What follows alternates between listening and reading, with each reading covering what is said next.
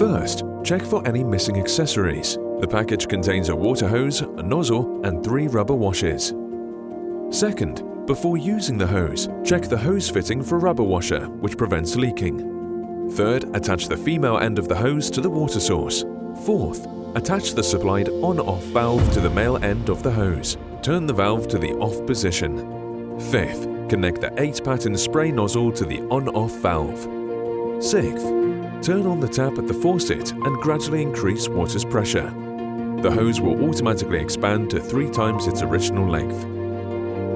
Seventh, when the hose is fully expanded, turn the on-off valve to the on position. You can now use the hose like any ordinary hose. Eighth, when you want the nozzle to continue spraying, adjust the position of the metal adjustable lever. Ninth, if you find that the nozzle is ever leaking, simply adjust the screw in the middle of the nozzle.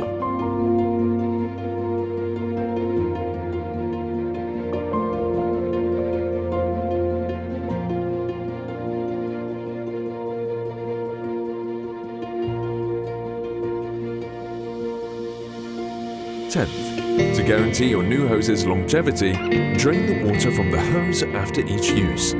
Store in a shaded, ventilated place.